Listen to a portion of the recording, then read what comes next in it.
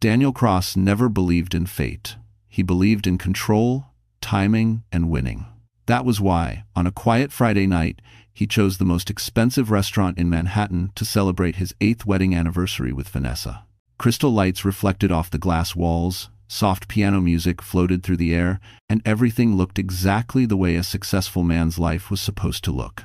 Until his fork froze in midair. Across the room, by the floor-to-ceiling window overlooking the city, sat a woman Daniel had not seen in 8 years. Catherine Miller. She looked different. Calmer, stronger, the kind of woman who no longer waited for approval. Sitting beside her was a tall man in a tailored dark suit, his posture relaxed but unmistakably powerful. And between them, on a velvet chair, sat a boy. Daniel's heart slammed hard against his ribs. The boy was about 8 years old. Dark hair, sharp brows, the same small crease between the eyes that Daniel saw every morning in the mirror. The way the child held his fork slightly angled, careful, almost identical. Vanessa was talking, laughing softly, unaware that her husband had gone completely pale. "Daniel," she whispered. "Are you okay?" He didn't answer. Because, at that exact moment, the boy looked up. His eyes met Daniel's across the room. Not with fear, not with curiosity, but with innocent confusion. The boy leaned closer to Catherine and asked, clearly, loudly enough to carry through the quiet elegance of the restaurant, "Mom, why does that man keep staring at us?" The word "mom" hit Daniel like a punch. Catherine didn't turn around right away. She took a slow sip of water, her hand steady. Only then did she follow her son's gaze. Her eyes met Daniel's just for a second. There was no shock in them, no anger, only distance. She smiled faintly at the boy and said, "Don't worry, sweetheart, he's no one you need to know." Beside her, the man Daniel had never seen before placed a protective hand on the boy's shoulder and said calmly, "Finish your dessert, son." Son. That single word crushed something deep inside Daniel. Vanessa finally followed his stare, then stiffened. She leaned in and whispered, her voice sharp with unease. "Who was that woman?" Daniel couldn't answer. Because in that moment, he knew. The child he once forced Catherine to erase from her life was sitting right there, alive, laughing softly, and calling another man, Dad. Daniel forced himself to breathe, but the air felt thick, heavy, almost hostile. Across the table, Vanessa was still waiting for an answer, her manicured fingers tightening around the stem of her wine glass. "Daniel," she said again, lower this time. "Who is she?" He swallowed, his eyes never left the boy. Catherine had already turned back to her table. She didn't look at Daniel again. That hurt more than any confrontation could have. 8 years ago, she had cried, begged, shaken in front of him. Tonight, she acted as if he were invisible. "That woman," Daniel finally said, his voice hoarse, "is my ex-wife." Vanessa froze. "Your what?" Her smile collapsed instantly. "You never said she had a child." "I didn't," Daniel replied, though the word tasted like a lie. Because deep down, he had known this moment might exist one day. He had just convinced himself it never would. Vanessa followed his gaze again. Her sharp eyes studied the boy's face carefully this time. The longer she looked, the more her expression changed. "That boy," she whispered, leaning closer. "He looks like you." Daniel's jaw tightened. "Lots of kids look alike." Vanessa let out a short, humorless laugh. "Don't insult me." At the other table, Jonathan Reed leaned slightly toward Catherine. His voice was low, calm, but firm. "Are you okay?" Catherine nodded. Her fingers trembled just a little as she adjusted the napkin on her son's lap. "I knew this might happen someday," she said quietly. "I just didn't think it would be tonight." Leo swung his legs under the table, completely unaware of the emotional wreckage he had just caused. "Mom," he whispered, "did I do something wrong?" "No," Catherine said instantly, brushing his hair back. "You did nothing wrong." "It's so fraude." Jonathan's hand remained on Leo's shoulder, steady and protective. "You're perfect, buddy," he said. "Finish your cake before it melts." Leo smiled and obeyed. That smile nearly broke Daniel. 8 years ago, Catherine had stood in their apartment bathroom, pale and shaking, holding a pregnancy test. He had told her it wasn't the right time. That a child would ruin everything, that she had to think about his future.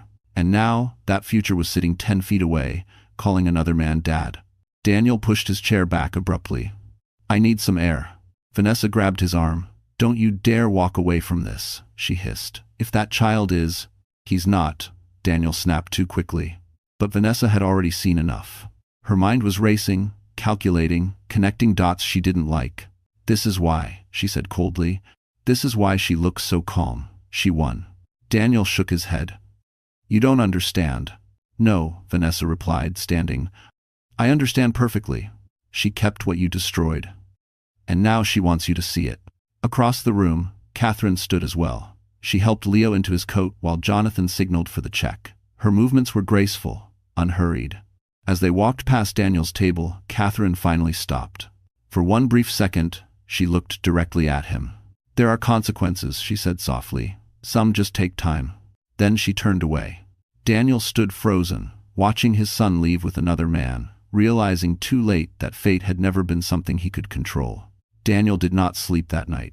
The image followed him home, burned behind his eyes. The boy's face, the way he laughed softly while eating dessert, the way Catherine had looked at him, calm, distant, finished.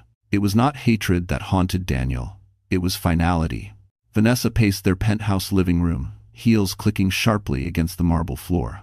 She had taken off her coat, but not her anger. So, she said at last, folding her arms. How long were you married to her? Daniel loosened his tie. 3 years. And you never once mentioned a pregnancy, Vanessa said. Not even as a possibility. Daniel stared at the dark city beyond the glass walls. Because there wasn't supposed to be one. Vanessa's eyes narrowed. That's not what I asked. He turned. I told her to take care of it. She agreed. Decidino. The silence that followed was thick and dangerous. Agreed? Vanessa repeated slowly, or was pressured. That's enough, Daniel snapped. No, Vanessa shot back. It's not enough, because if that boy is 8, then the timing. She stopped herself, her expression hardening. You lied to me. Daniel said nothing. For the first time in years, he had no strategy. Across the city, Catherine sat on the edge of Leo's bed, watching him sleep. His chest rose and fell evenly, one hand curled around the corner of his blanket. Jonathan stood in the doorway, his presence quiet but solid. You handled that well, he said. Catherine let out a slow breath. I was shaking inside. Jonathan stepped closer. Do you regret going there? She shook her head. No. I regret that he exists in our world again, but not tonight. Jonathan sat beside her. Leo is safe. That's all that matters. Catherine looked up at him, her eyes glossy. Thank you for stepping in back there. Jonathan smiled faintly. I wasn't stepping in. I was standing where I belong. Back at the penthouse, Vanessa poured herself another drink. I want the truth, Daniel. All of it. Daniel hesitated, then spoke. She was pregnant. I panicked. I had just been offered a partnership. A child would have complicated everything. Vanessa laughed bitterly. So, you erased it? I thought I did. That was the moment Vanessa understood. Not just that Catherine's child was alive, but that Daniel had lost something he would never get back. You don't even look angry, she said. You look scared. Daniel clenched his jaw. That boy is mine. Vanessa stepped closer, her voice low and sharp. No, that boy is hers, and legally, he belongs to the man she married. Daniel's blood ran cold. What? Vanessa smiled thinly. You think a woman like her would leave something like that unprotected? For the first time, Daniel felt it, the fear he had never allowed himself to feel. He had built his life on control, on decisions that erased inconvenience. But somewhere along the way, the one thing he tried to destroy had survived. And now, it was calling someone else Dad. The next morning, Daniel Cross stared at his reflection longer than usual. For the first time in years, the man in the mirror looked unfamiliar. His eyes were bloodshot, his jaw tense, his confidence fractured by a single, undeniable image, a child who carried his face but not his name. Vanessa was already dressed, scrolling on her phone with sharp, impatient movements. She didn't look at him when she spoke. I canceled my shoot today, she said. I have more important things to deal with. Daniel poured himself coffee he didn't taste. This doesn't concern you. End quote. Vanessa finally looked up, her smile cold. Everything that threatens my marriage concerns me. Daniel exhaled slowly. You're overreacting. No, she replied. You're underreacting. That boy is 8 years old. which means Catherine didn't take care of it like you claimed. Daniel's grip tightened around the mug. I was told it was handled. Vanessa raised an eyebrow. By whom? You never went to the appointment with her, did you? Silence. That silence was answer enough. Across town, Catherine walked Leo to school like any other morning. His backpack bounced against his shoulders as he talked excitedly about a science project. She smiled, responded, stayed present, but her mind was somewhere else. Jonathan noticed. They won't bother us, he said gently as they watched Leo join his classmates. I made sure of that. Catherine nodded, though worry lingered in her eyes. Daniel doesn't like losing control. Jonathan's voice was calm but firm. He doesn't have any. Back in the penthouse, Vanessa was already 3 steps ahead. I hired a private investigator, she said casually, as if discussing groceries. Not for her, for you. Daniel stiffened. You had no right? I had every right, Vanessa shot back. I needed to know who I married. She turned the phone toward him. On the screen was a timeline. Dates, locations, medical records. Daniel's heart pounded. 8 years ago, Vanessa continued. You paid for a procedure, yes. But the records show Catherine never completed it. She left the clinic. That's impossible, Daniel whispered. Vanessa leaned closer. What's impossible is that you believed everything would disappear just because you wanted it to. Daniel's world tilted. That night, he drove past Catherine's neighborhood without thinking. He parked across the street, watching lights turn on inside a warm, modest house. Through the window, he saw it. Jonathan helping Leo with homework. Catherine setting plates on the table. Laughter soft, real, unforced. A family. Daniel's chest tightened painfully. That life should have been his. At the same moment, inside the house, Catherine paused mid-step. She felt it, the weight of being watched. Jonathan followed her gaze to the window. His expression didn't change, but his hand found hers. If he crosses a line, he said quietly, I'll end this. Catherine swallowed. I don't want a war. Jonathan looked at her steadily. Neither do I. But he already started one 8 years ago. Outside, Daniel finally understood the truth he had spent years avoiding. The child lived. The mother survived. And the family he tried to erase had grown stronger without him. And this time, there would be consequences he couldn't buy his way out of. Daniel told himself he was only there to see the truth with his own eyes. That was the lie he repeated as he sat in his car across the street from Catherine's house for the second night in a row. He wasn't stalking. He wasn't desperate. He was a father trying to understand what had been stolen from him. But deep down, he knew the truth. He was a man who had lost control and couldn't accept it. Inside the house, dinner was ending. Daniel watched through the window as Jonathan cleared the table, while Catherine wiped Leo's hands with quiet care. The boy laughed at something Jonathan said, his head tilting back in a way that made Daniel's chest ache. That laugh should have echoed in Daniel's life. Without thinking, Daniel opened his car door. He told himself he would only walk closer. Just enough to hear them. Just enough to confirm what he already knew. Halfway across the street, his phone buzzed. Vanessa. He ignored it. Then another buzz. And another. Finally, he answered. Where are you? Vanessa demanded, her voice sharp with suspicion. Out, Daniel said shortly.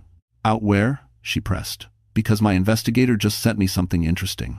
Daniel stopped walking. What? He asked. Vanessa's voice dropped. Jonathan Reed didn't just marry her. He legally adopted that child 3 years ago. Daniel felt the ground shift beneath him. That's not possible, he said. I never signed anything. You didn't need to, Vanessa replied coldly. You erased yourself 8 years ago. The law didn't need your permission. Daniel's breath came faster. Adoption meant more than a last name. It meant finality. He's not yours anymore, Vanessa continued. And if you try to interfere, you'll lose everything you still have. Daniel hung up without responding. Across the street, the front door opened. Catherine stepped outside to take out the trash. The night air was cool, quiet. She froze when she saw him standing under the streetlight. Daniel, she said evenly, you shouldn't be here. I just want to talk, he said, his voice cracking despite himself. About him. Catherine's eyes hardened.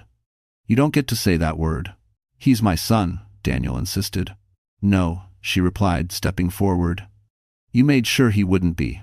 Daniel reached out instinctively, but stopped when Jonathan appeared beside Catherine, placing himself firmly between them. "You need to leave," Jonathan said calmly. There was no threat in his voice. That made it worse. Daniel looked at him, fury and desperation colliding. "You think you won something?" Jonathan met his gaze. "I didn't win. I chose."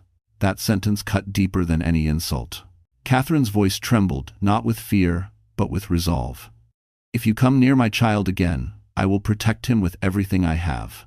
Daniel looked past them, toward the warm light inside the house, where Leo's shadow moved across the wall. For the first time, Daniel understood something irreversible. This wasn't a story he could rewrite. And the moment he stepped back into the darkness, he realized the line he crossed tonight would cost him far more than he imagined. Daniel didn't go home after leaving Catherine Street. He drove aimlessly through the city, hands tight on the steering wheel, his mind spiraling around one brutal truth he could no longer deny. Leo was alive, growing, laughing, and legally belonged to another man. Every red light felt like an accusation. Every reflection in the glass buildings reminded him of the choices he had made 8 years ago, choices he had called necessary. His phone rang again. "Vanessa." This time, he answered. "You embarrassed yourself," she said without greeting. "Do you know how dangerous this is?" Daniel laughed bitterly. "Dangerous? I just found out I have a son." Vanessa's voice hardened. "No, you found out you lost one." Silence stretched between them. "I spoke to my lawyer," she continued. "If Catherine files a restraining order, your reputation won't survive it." A powerful investor stalking his ex-wife and her child? The headlines write themselves. Daniel closed his eyes. "What do you want?" "I want control," Vanessa replied bluntly. "And if that boy stays in your life, I won't have it." Daniel's stomach dropped. "Don't talk about him like that," Vanessa scoffed. "You're the one who erased him first." The line went dead. Across town, Catherine sat awake at the kitchen table long after Leo had fallen asleep. A single lamp cast soft light across the room. Jonathan stood by the counter, watching her quietly. "You okay?" he asked. She nodded, but tears slipped down her cheeks anyway. "I thought I was past this. I thought I was stronger." Jonathan crossed the room and knelt in front of her. "Strength isn't never hurting. It's choosing what matters when it does." Catherine wiped her face. "I'm scared he won't stop." Jonathan's expression turned serious. "Then we make sure he can't." The next morning, Daniel walked into his office to find tension thick in the air. Conversations stopped when he passed. His assistant avoided eye contact. "Daniel," his partner said, stepping into his office. "We need to talk." The door closed. "I just got off the phone with Reed Logistics," the partner continued. "They pulled out of the merger." Daniel's heart pounded. "What? Why?" "They didn't say." The man hesitated. "But the timing isn't great. There are concerns." Daniel knew exactly who was behind it. Jonathan Reed wasn't loud, he wasn't flashy, but he was precise. By noon, 2 more deals stalled. By evening, Vanessa texted him a single sentence. "This is spiraling. Fix it." Desperate, Daniel did the one thing he never should have done. He ordered a private DNA test. He didn't approach Leo directly. Instead, he bribed a school contractor to retrieve a discarded cup, a hair from a jacket. It felt wrong. It felt illegal. But he needed proof. 3 days later, the email arrived. Probability of paternity? 99.9%. Daniel sank into his chair, chest heaving. It was true. And the moment he had proof was the moment everything collapsed. Because 5 minutes later, his phone rang again. This time, it was Jonathan. "I know what you did," Jonathan said calmly. "And this is your last warning." Daniel whispered. "He's my blood." Jonathan's reply was ice cold. "Blood doesn't make a father, choices do." The line disconnected. Daniel stared at the DNA report, realizing too late that his desperation had crossed into a crime and that the bill for it was finally coming due. The problem with secrets was never keeping them. It was what happened when they started to rot. Daniel Cross learned that lesson the hard way. The DNA report burned a hole through his briefcase as he walked into his office the next morning. 99.9%. There was no room for denial anymore. Leo was his son, flesh of his flesh. And yet, every legal document in existence said the child belonged to Jonathan Reed. Daniel had never felt so powerless. By noon, The consequences of his desperation began to surface. His assistant entered his office, pale and shaking. "There's someone here to see you," she whispered. "They say it's urgent." 2 men stepped inside before Daniel could respond. One was calm, sharply dressed.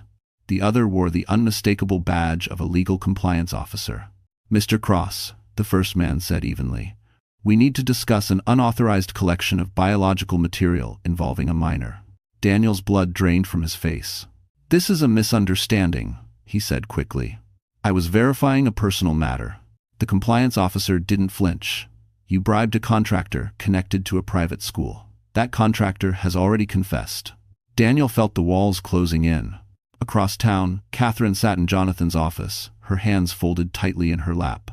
She had just finished listening to everything: the DNA test, the bribe, the investigation. "He crossed a line," she said quietly. Jonathan nodded. "That's why I let it proceed." "If we won." Catherine looked up, startled. "You let it?" Jonathan's expression was steady. "I warned him. He ignored it. Some people only understand consequences when they can't buy their way out." Catherine swallowed. "Will Leo be okay?" Jonathan reached across the desk and took her hand. "I will make sure of it." Back at the office, Vanessa burst in unannounced, heels striking the floor like gunshots. "What did you do?" she demanded. "My lawyer is calling non-stop." "If you not my," Daniel snapped, "this is your fault." Vanessa laughed sharply. "No, this is who you are. You destroy things, then panic when they don't stay destroyed." She stepped closer, lowering her voice. "Do you know what happens if this goes public? Investors will run. Brands will drop me. Everything we built will collapse." Daniel slumped into his chair. For the first time, he looked small. Meanwhile, Leo sat at the kitchen table, coloring quietly. Catherine watched him, her heart heavy. "Mom," Leo said suddenly, "that man from the restaurant, why was he sad?" Catherine froze. Jonathan answered gently before she could. "Some people feel sad when they see what they lost." Leo nodded thoughtfully. "I like our family." Catherine's eyes filled with tears. That evening, Daniel received the final blow. A call from his senior partner. "We're suspending you," the man said flatly, "pending investigation. If you come of laxed." Daniel stared at the city lights outside his window, realization sinking in. The truth he had chased so desperately had turned into a weapon, one aimed straight at him. And for the first time, Daniel understood something chilling. Knowing the truth didn't make him a father. It made him a threat. And threats didn't get forgiven. Vanessa Cole had always believed that silence could be controlled. For 8 years, she had smiled for cameras, walked runways, built a flawless image beside a powerful husband. She knew how to hide cracks. She knew how to pose through discomfort. But now, as she sat alone in their penthouse, staring at her phone, the silence felt different. It felt dangerous. Daniel hadn't come home. Again. Vanessa poured herself a drink she didn't want and replayed the messages she had ignored over the years. Appointments canceled, doctors avoiding direct answers, the quiet questions she had buried too deep to face. "Why haven't I gotten pregnant?" Her phone vibrated. A message from her lawyer. "You need to come in. Immediately." At the same time, across the city, Catherine sat in a small conference room with Jonathan and their attorney. The atmosphere was calm, but heavy. "The DNA test changes things," the attorney said carefully. "Not in Daniel's favor. But it does escalate his instability." Catherine's hands tightened in her lap. "What does that mean for Leo?" Jonathan answered before the attorney could. "It means we protect him, fully." The attorney nodded. "We're filing for a formal protective order. Given Daniel's actions, it will be granted." Catherine exhaled slowly. "I never wanted to hurt him." Jonathan looked at her gently. "You're not hurting him. His choices are." Meanwhile, Vanessa sat across from her lawyer, her confidence slowly draining with every sentence. "Medical records confirm it," the lawyer said. "Daniel underwent a voluntary sterilization procedure 8 years ago."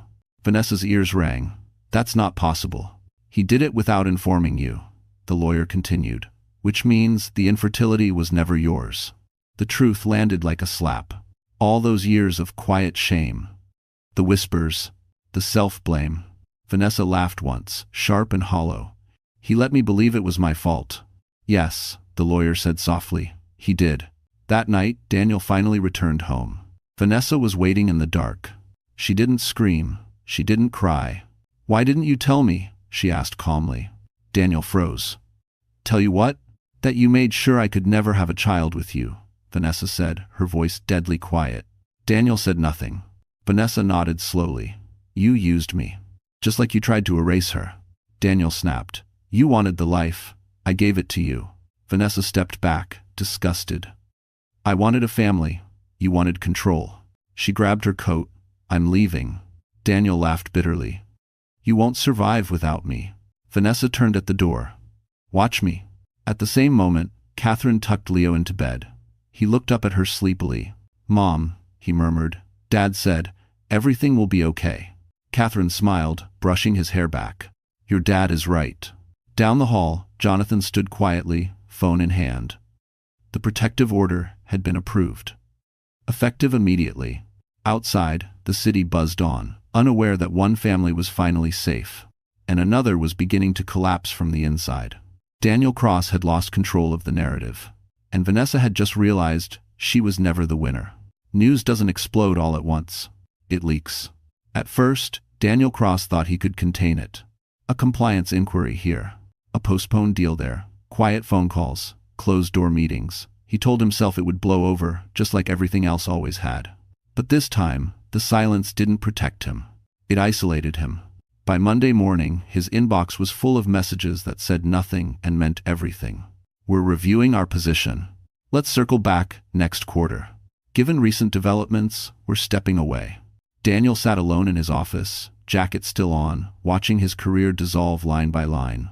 Across town, Catherine stood at Leo's school gate, smiling as he ran toward her with his backpack bouncing. The world felt strangely normal. Too normal. "Mom," Leo said, "Dad's picking me up today, right?" "Yes," she answered gently. "He'll be here soon." And he was. Jonathan's car pulled up, smooth and unhurried. He stepped out, greeted Leo, ruffled his hair. Other parents nodded politely. Jonathan belonged here, he always had. Catherine watched them, a tight knot loosening in her chest. Back in Daniel's world, Vanessa packed her things with methodical precision. No tears, no yelling. She had already cried enough over the wrong things. "You should issue a statement," Daniel said, standing helplessly in the doorway. "Say we're working through things." Vanessa didn't look at him. "I'm done covering for you." "You're making a mistake," he snapped. "You'll regret this." However, Vanessa zipped her suitcase and finally turned. "The only thing I regret is not leaving sooner." She paused at the door. "I spoke to a journalist today." Daniel's heart stopped. "What?" "I didn't give her everything," Vanessa said calmly. "Just enough to protect myself." "You wouldn't," Daniel whispered. "I would," she replied. "Because you taught me how." She left without another word. That afternoon, Catherine received a call from their attorney. "He's unraveling," the lawyer said, "which makes him dangerous but also predictable." Catherine closed her eyes. "What does he want now?" "Access," the lawyer answered. "Not legally, emotionally. He wants leverage." As if summoned by the thought, Catherine's phone buzzed. A message from an unknown number. "I deserve to know him. You can't keep him from me forever." Her hands trembled, but her reply was steady. "He is protected. Do not contact me again." She blocked the number. That evening, Daniel sat alone in the penthouse, surrounded by things that suddenly felt meaningless. Awards, art, glass walls that reflected his isolation. On the coffee table lay a printed photo his investigator had taken weeks ago. Leo, laughing, alive, untouchable. Daniel stared at it, rage and grief twisting together. He whispered into the empty room, "I won't lose him." But across the city, Jonathan signed final paperwork with quiet determination. A restraining order extension. A security upgrade. A future sealed shut. Daniel had spent his life believing power meant taking. He was about to learn that real power meant being locked out, and watching the life you destroyed move on without you. Daniel Cross finally understood what it felt like to be hunted. For the first time in his life, every move he made seemed anticipated. Every door he tried to open closed quietly before he reached it. His calls went unanswered, his messages were read but ignored. Even the people who once needed him now treated him like a liability they couldn't afford. That terrified him. Desperation has a way of sharpening reckless ideas, and Daniel had reached that stage. If he couldn't control the narrative through power, money, or silence, then he would force an emotional opening. He would go straight to the one person who could still shake Catherine. The child. Late one afternoon, Daniel parked near Leo's school. He told himself he was only there to watch. Just to see him again. Just once. Parents gathered near the gate, chatting, checking phones, calling out names. Daniel kept his head down, heart pounding, palms damp. When the bell rang, children poured out in a rush of laughter and noise. Then he saw him. Leo stepped through the gate, backpack slung over one shoulder, smiling as he spotted Jonathan waiting near the curb. Daniel's chest tightened painfully. That was my son. Before Daniel could take a step forward, everything changed. A hand landed firmly on his shoulder. "Mr. Cross," a calm voice said behind him. "I'm going to need you to step away from the school." Daniel turned sharply. Two men stood there. One wore a discreet security badge. The other held a tablet. "I'm not doing anything wrong," Daniel said quickly. "I'm just violating a protective order," the man interrupted evenly. "This location is listed explicitly." Daniel's breath caught. "That's ridiculous." End quote. "Is it?" the second man asked, tapping the screen. "You were warned." Across the street, Catherine stood frozen as she watched the scene unfold. Jonathan had already placed himself in front of Leo, one arm protective, his face unreadable. "Mom?" Leo asked quietly. "Why is that man here?" Catherine swallowed hard. She forced herself to kneel and meet her son's eyes. "He made a mistake," she said gently. "And mistakes have consequences." Daniel struggled as security guided him back. "Catherine," he shouted, "you can't do this. He's my blood." Catherine stood slowly, her voice steady but carrying. "You gave up that right," she said, 8 years ago." The words hit harder than any court ruling ever could. Minutes later, police arrived. No sirens, no spectacle, just quiet efficiency. Daniel was escorted away in front of watching parents, their whispers following him like shadows. That evening, headlines began to circulate, not dramatic, but devastating. "Prominent investor under investigation for harassment and misconduct." "Restraining order violations raise concerns." Vanessa saw the news from a hotel room across the city. She didn't feel satisfaction, only confirmation. Back at home, Catherine sat between Jonathan and Leo on the couch. Leo leaned into Jonathan's side, safe, unshaken. "Dad," Leo said softly, "are we okay?" Jonathan kissed the top of his head. "We are more than okay. And 72. Haven't we do duff?" Catherine looked at the two people who mattered most and felt something settle deep inside her chest. Daniel had tried one last time to take what he believed was his. Instead, he had proven to the world exactly why he never deserved it. The first court hearing did not feel dramatic. That was what unsettled Daniel the most. There were no cameras flashing, no shouting reporters, no grand speeches, just a quiet courtroom, pale walls, and a judge who looked at him not with curiosity, but with concern. Daniel had always been admired, envied, feared. This was the first time he felt examined. Catherine sat several rows behind him, calm and composed. Jonathan sat beside her, his presence steady, protective, without being possessive. They did not look at Daniel once. That hurt more than anger ever could. The judge spoke clearly. "Mr. Cross, you violated a court-issued protective order involving a minor. Do you understand the seriousness of this action?" Daniel's lawyer stood quickly. "Your Honor, my client was acting out of emotional distress. He recently learned—" "I didn't ask why," the judge interrupted. "I asked if he understands." Daniel swallowed. "Yes, Your Honor." Across the room, Catherine closed her eyes briefly. Emotional distress. 8 years ago, no one had cared about hers. The hearing moved quickly. Evidence presented, timelines established, witness statements summarized. Each fact landed like another nail, sealing a door Daniel still believed might reopen. Then something unexpected happened. "Your Honor," another attorney said, standing, "we have an additional statement to submit." Daniel turned, confused. Vanessa Cole walked into the courtroom. She looked different. No runway confidence, no polished smile. Just a woman who looked tired of carrying lies that were never hers to begin with.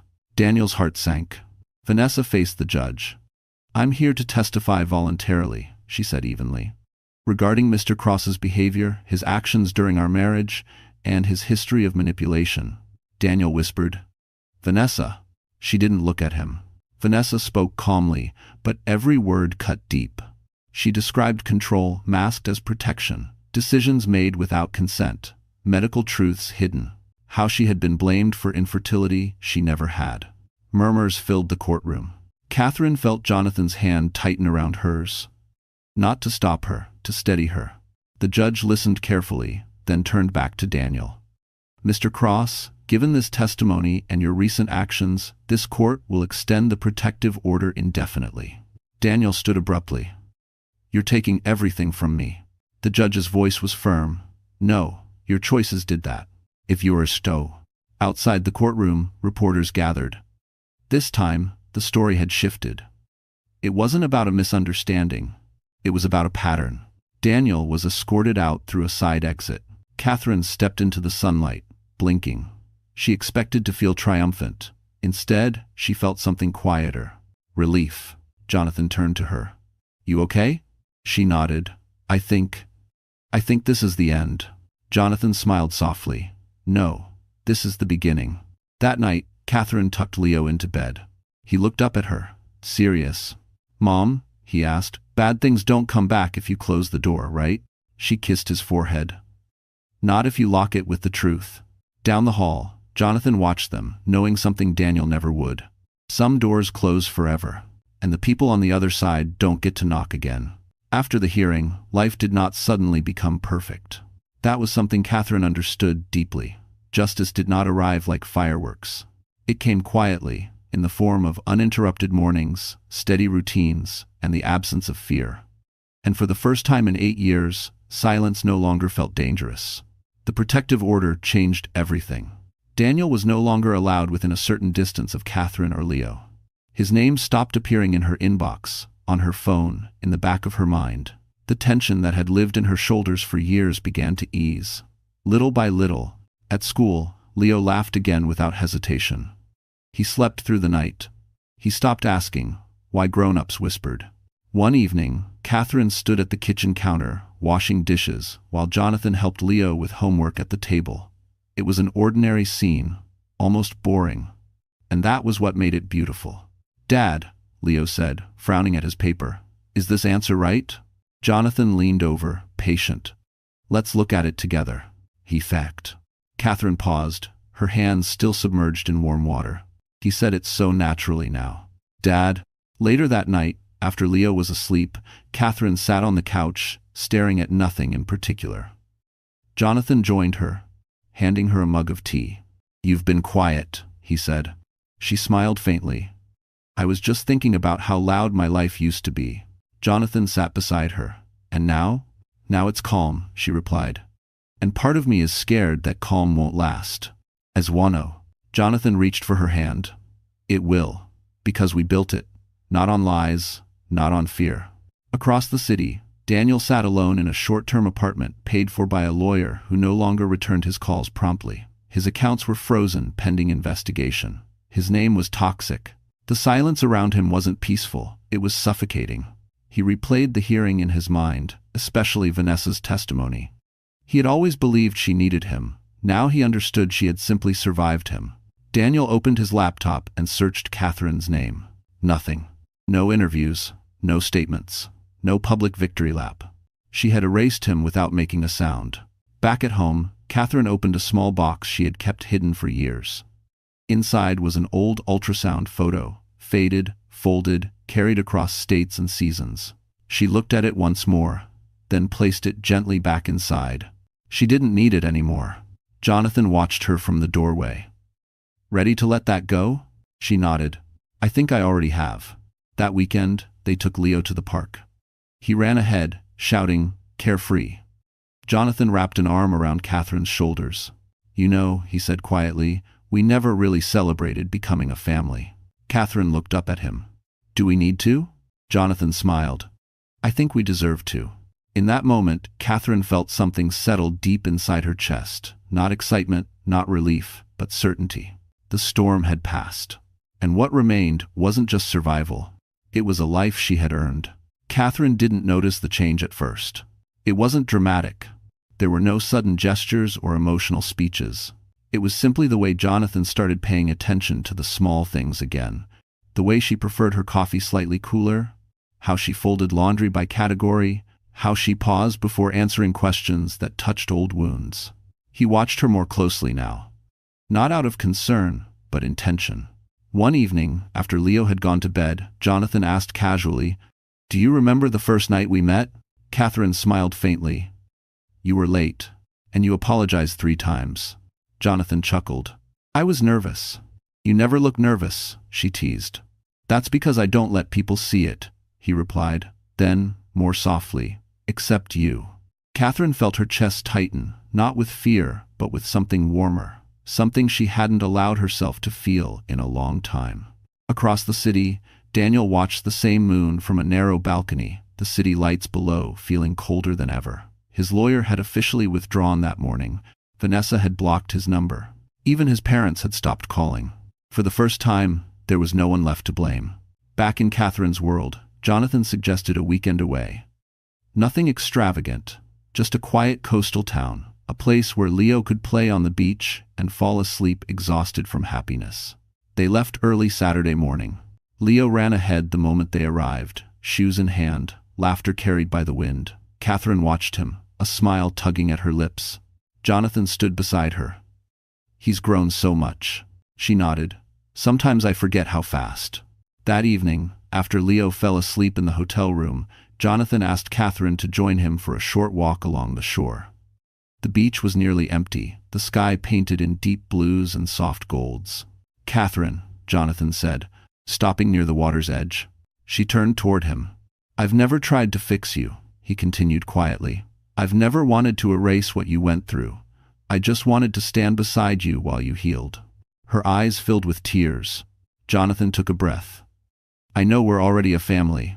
I know papers don't define love. But I want the world to know what I know." He reached into his coat pocket. Catherine froze. Jonathan knelt in the sand, holding a simple ring, elegant, understated, chosen with care. "Will you marry me?"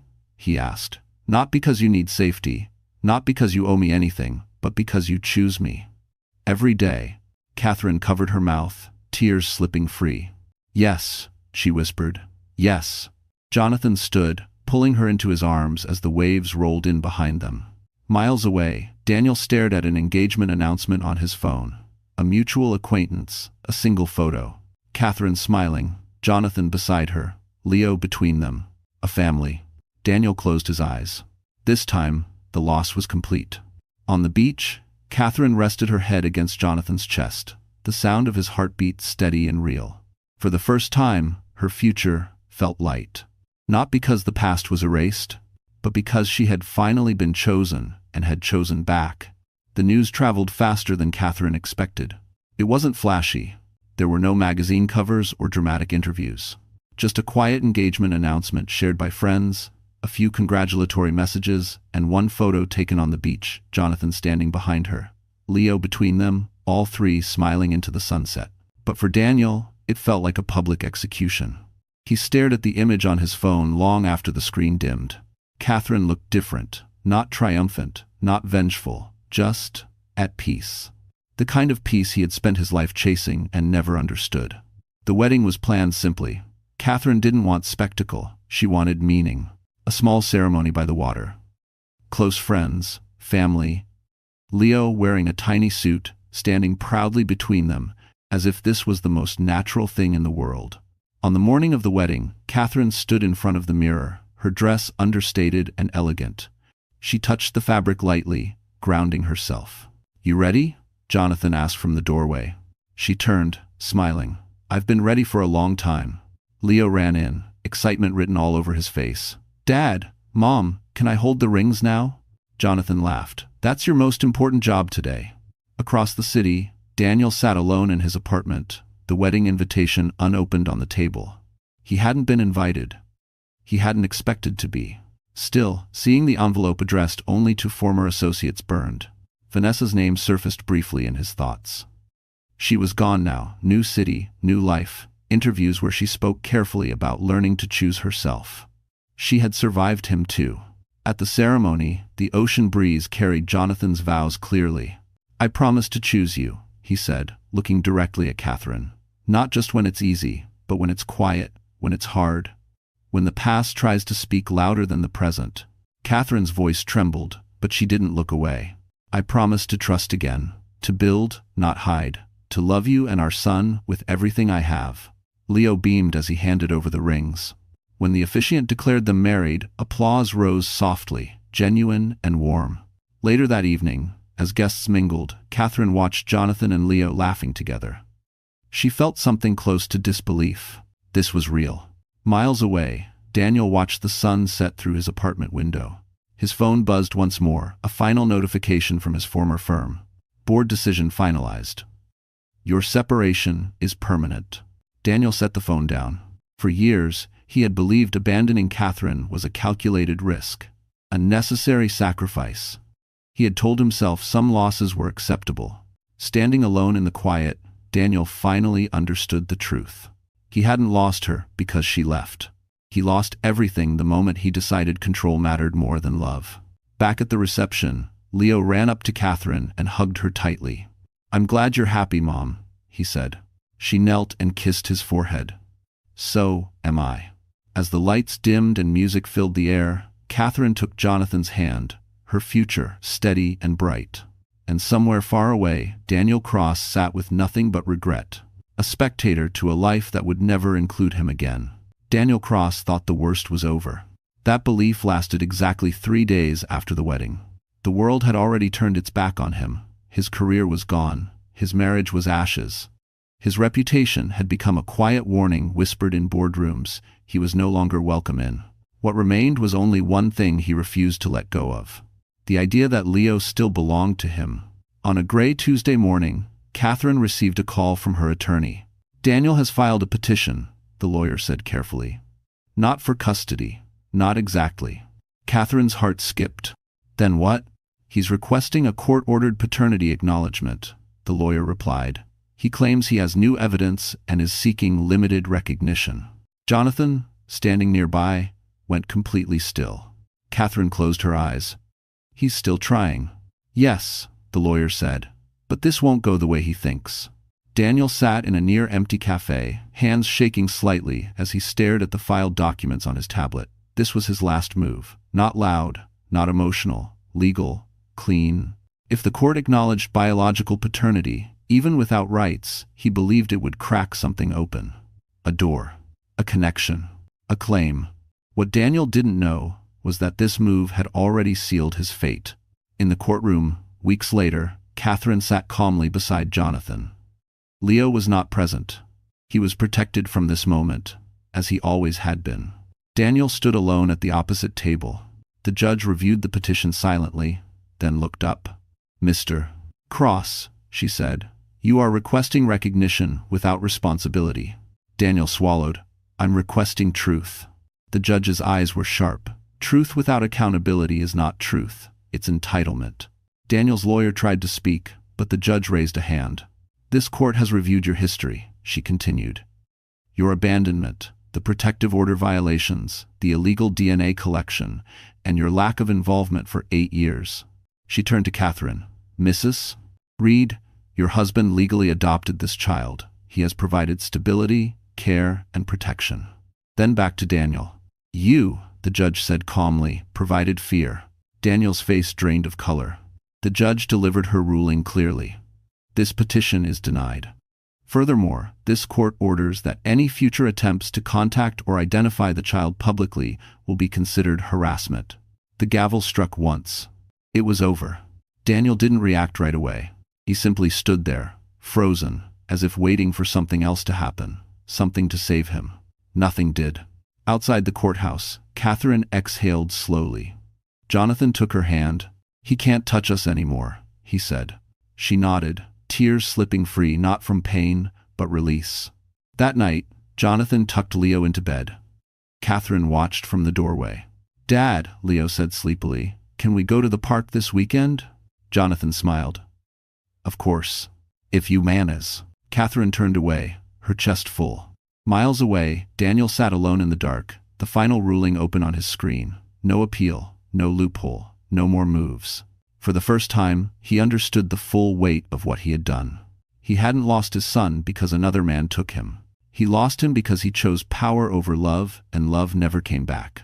Time did not heal Daniel Cross. It clarified his punishment. Months passed after the court's final decision, but nothing softened the edges of his loss. The world moved on with quiet efficiency, and Daniel was left standing still, watching from the outside. His name no longer opened doors. His face no longer belonged in the rooms where power gathered. Even old acquaintances crossed the street to avoid uncomfortable conversations. He had become a reminder, and no one liked reminders. One afternoon, Daniel found himself walking past a familiar park. He hadn't planned it. His feet simply carried him there, guided by memory instead of reason. He stopped at the edge of the iron fence, hands in his coat pockets, watching families move through the late sunlight. Then he saw them. Catherine sat on a bench beneath a tree, sunglasses perched on her head, laughing softly. Jonathan stood nearby, pushing Leo on a swing. Leo's laughter rang out free, unguarded, full. "Higher, Dad," Leo called. Jonathan laughed. "Hold on tight. He's Fred's." Daniel's chest tightened, painfully. "Dad." Not once did Leo look around for anyone else. Not once did his eyes search for something missing. He was whole, complete, loved. Daniel stepped back instinctively, hiding behind the trunk of a tree, ashamed of his own presence. He knew the protective order's boundaries by heart now. He stayed well beyond them. He had learned, finally, how to obey. Catherine noticed Jonathan watching Leo and smiled. She leaned into him easily, naturally, like a woman who no longer carried fear in her body. "You okay?" Jonathan asked. She nodded. "Just thinking how fast he's growing." Jonathan squeezed her hand. "We're doing good." She smiled. "We really are." That single sentence destroyed Daniel more than any courtroom ruling ever had. Because it confirmed what he could no longer deny. They didn't need him. They never would. That night, Daniel returned to his empty apartment. The silence pressed in from every corner. No laughter, no questions, no future plans scribbled on calendars. Just the echo of decisions he could never undo. He opened a drawer and pulled out the DNA report. He hadn't thrown it away. Not because it mattered, but because it hurt. 99.9%. Proof without purpose. Across town, Catherine and Jonathan tucked Leo into bed. He held a book against his chest, eyes already heavy with sleep. "Mom," Leo murmured, "did I always have this family?" Catherine paused, choosing her words carefully. "You always had love," she said. "Sometimes it just takes time to find the right place for it." Leo smiled sleepily. "I like where it ended up." Jonathan kissed his forehead. "Me too." Later, Catherine stood at the window, watching the city lights glow. Jonathan joined her, wrapping his arms around her from behind. "You ever think about him?" Jonathan asked quietly. She did not hesitate. "No," she said honestly. "I think about us." Jonathan smiled, resting his chin on her shoulder. Somewhere in the city, Daniel Cross sat alone, staring at a life he could see but would never touch. He had wanted ownership. He had demanded control. And in the end, the greatest punishment was simple and absolute. He was alive but forever excluded from the only life that truly mattered. Daniel Cross learned that disgrace doesn't always arrive loudly. Sometimes it settles in quietly, like dust, until everything you touch feels dirty. Months after the court's final ruling, his name surfaced one last time, not in headlines about power or wealth, but in a dry industry notice buried deep in a financial column. Former investor Daniel Cross permanently barred from advisory roles following ethical violations. No photo, no interview, no defense, just a conclusion. Daniel read the notice 3 times in a cafe where no one recognized him anymore. The barista called out his order using the wrong name. He didn't correct her. What would be the point? Across town, Catherine stood in a sunlit kitchen, helping Leo pack his backpack for a school field trip. Jonathan poured coffee, listening as Leo excitedly explained the schedule for the day. "You're coming, right?" Leo asked Jonathan. Jonathan smiled. "Wouldn't miss it." If you four more. Catherine watched them, a soft warmth settling in her chest. There was no tension in her body now, no flinch when the phone rang, no instinct to look over her shoulder. The war was truly over. That afternoon, Catherine received an unexpected email. From Vanessa Cole. The subject line read simply, "Closure." Catherine stared at it for a long moment before opening it. Vanessa's message was brief, stripped of performance. "I won't pretend we're friends, but I wanted you to know this. I'm sorry. I didn't understand what he was until it was too late. I won't defend him anymore. I hope you and your family are well." There was no excuse, no plea for forgiveness. Catherine closed the email without replying. She didn't need to. That evening, Daniel stood outside a bookstore, staring through the glass. Inside, families browsed together. A man crouched to show a child a picture book. A woman laughed softly beside them. Daniel felt the familiar ache rise again, but this time, something else followed. Acceptance. He finally understood that regret did not entitle him to redemption. That remorse did not reopen doors, that knowing the truth did not mean he deserved a place in it. He walked away. At home, Catherine and Jonathan sat on the couch while Leo lay on the floor, building something elaborate out of blocks. "Look," Leo announced proudly. "It's our house." Jonathan leaned forward. "That's a good one. Thank you for watching." Catherine smiled. "It looks strong." Leo nodded seriously. "Because it has everyone." That night, after Leo fell asleep, Catherine stood in front of the mirror, adjusting her wedding ring. She remembered the woman she had been 8 years ago, small, frightened, convinced she had lost everything. She hadn't. She had lost a man who didn't deserve her, and gained a life that did. Somewhere in the city, Daniel Cross turned off his phone for the last time. No one called. And that, finally, was his sentence.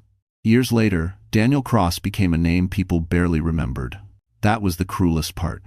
Not the lawsuits, not the financial collapse, not even the isolation. It was the quiet erasure, the way the world simply adjusted without him, as if he had never mattered as much as he believed. One rainy afternoon, Daniel sat in a small public library, scrolling through old articles on a cracked tablet. His own name appeared only in archived footnotes now, referenced briefly in stories about ethics reform and corporate cautionary tales. Former investor Daniel Cross, always former, never present. Across the city, Catherine stood in the audience of a school auditorium, clapping as Leo stepped onto the stage for his first public presentation. He wore a navy blazer that Jonathan had helped him button that morning. He stood tall, confident, unafraid. Jonathan watched from the aisle, phone raised to record, his eyes shining with pride. Leo spoke clearly. "My project is about family. Family isn't just who you're born from, it's who shows up." The applause was immediate. Catherine pressed her fingers to her lips, overwhelmed. She didn't cry. She smiled. This was the future she had fought for without ever raising her voice. Later that night, Jonathan framed a photo from the presentation and placed it on the mantel. Leo pointed at it proudly. "That's my legacy," he said. Jonathan laughed. "You're just getting started." Meanwhile, Daniel sat alone in a rented room that smelled faintly of mildew and old paper. His phone buzzed once, a notification from a legal database confirming the final closure of his remaining appeals. No next steps. No reconsideration. Daniel stared at the screen for a long time, then powered the phone off. He walked to the window and looked down at the street below. People passed by, laughing, arguing, living. None of them noticed him. None of them needed to. For the first time, Daniel allowed himself to feel the full weight of what he had lost. Not just a child, but the chance to be remembered by one. Legacy, he realized too late, wasn't built with money or control. It was built with presence. And he had chosen absence. Across town, Catherine and Jonathan sat at the kitchen table, helping Leo plan a family trip. Maps were spread out, ideas bouncing between them. "Can we go somewhere with mountains?" Leo asked. Jonathan nodded. "Absolutely." Catherine smiled. "And lakes." Leo grinned. "And s'mores." That night, Catherine lay in bed beside Jonathan, listening to the steady rhythm of his breathing. She thought briefly of the man she once loved, the man who had tried to erase her and her child. She felt nothing. No anger, no satisfaction, no bitterness, only distance. Somewhere in the city, Daniel Cross turned off the lights and lay down alone, surrounded by the echoes of choices no apology could fix. He had wanted a legacy. Instead, he left behind a lesson. And the world moved on. The invitation arrived on thick, cream-colored paper. Catherine held it for a moment before opening it, already knowing what it was.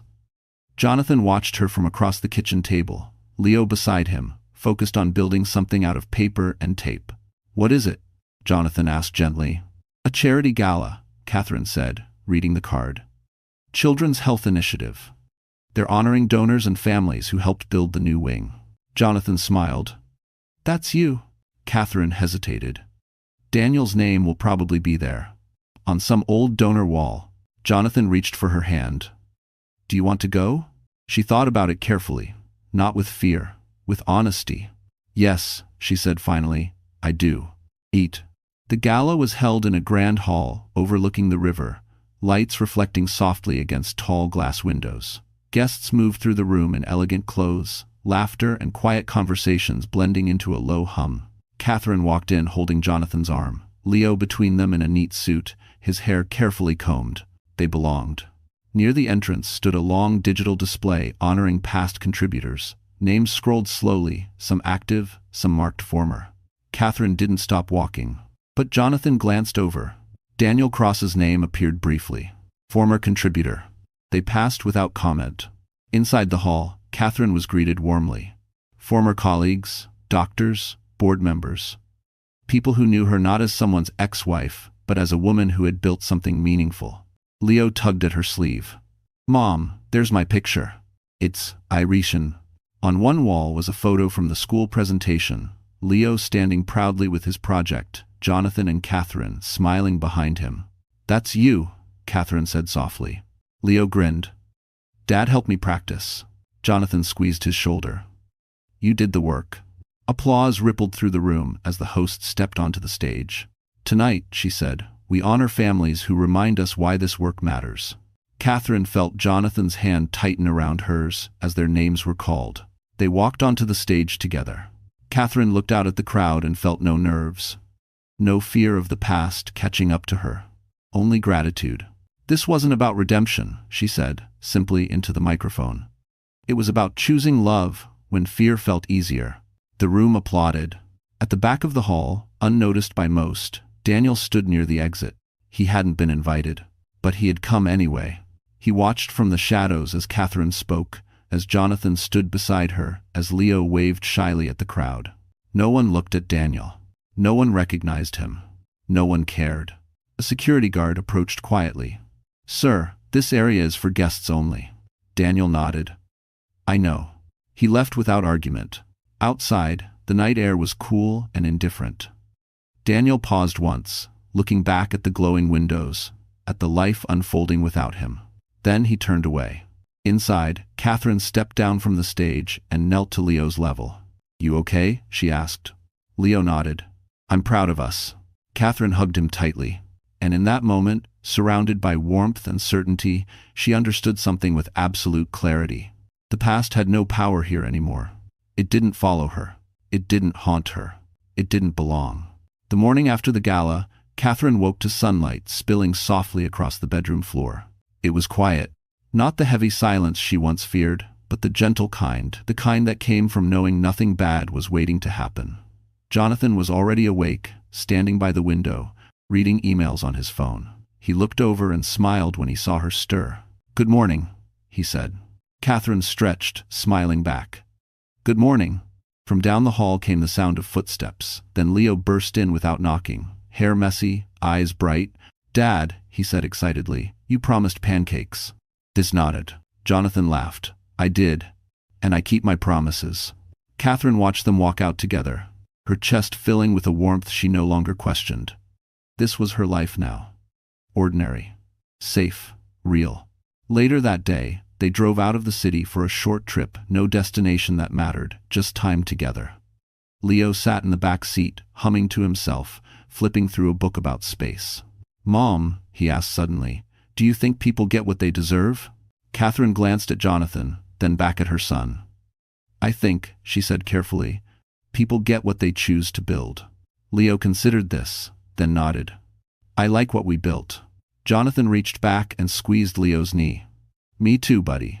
Miles away, in a part of the city that no longer intersected with their lives, Daniel Cross packed the last of his belongings into a small suitcase. There was no one helping him, no one waiting. His phone stayed dark on the table. He paused once, holding an old photograph he had kept for too long, an image of a life that never existed. He set it down, finally understanding that some doors didn't close out of cruelty, but necessity. He left the apartment key on the counter and walked out without looking back. Back at home, Catherine stood in the kitchen that evening, watching Jonathan and Leo work together on a school project. They argued lightly, laughed, compromised. It was messy. It was imperfect. It was family. Jonathan caught her watching and smiled. "You okay over there?" Catherine nodded, emotion thick in her throat. "I just realized something." "What?" She walked over, resting her hand on Leo's shoulder, her other on Jonathan's arm. "I didn't lose anything back then. I was redirected." Jonathan looked at her, eyes soft. "To where you belonged. To 7. To 7. To 7. That night, after Leo fell asleep, Catherine stepped outside onto the porch. The air was cool, the sky clear. Jonathan joined her, wrapping an arm around her waist. "No more chapters left," he said quietly. Catherine leaned into him. "No, just living." Somewhere far away, Daniel Cross faded into anonymity. No final confrontation, no redemption arc, no audience. And that was the point. Because the true ending wasn't about him. It was about a woman who survived, a child who was loved, and a life that spoke louder than any revenge ever could. Catherine closed her eyes, breathing in peace. At last, the story had ended exactly where it should.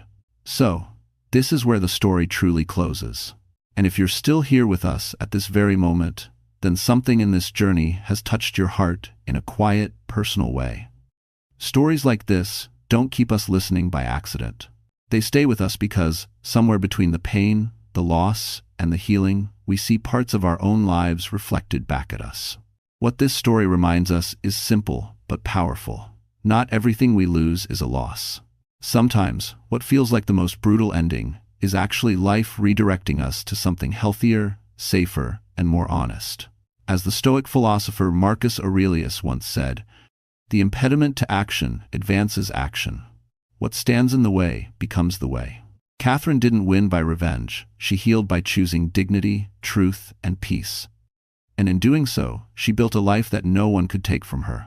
If you're going through something painful right now, remember this. Healing doesn't mean forgetting. It means learning who no longer gets access to your heart. You don't need to prove anything to anyone. Living well is already the loudest answer. If this story resonated with you, please take a moment to like, share, and subscribe to the channel.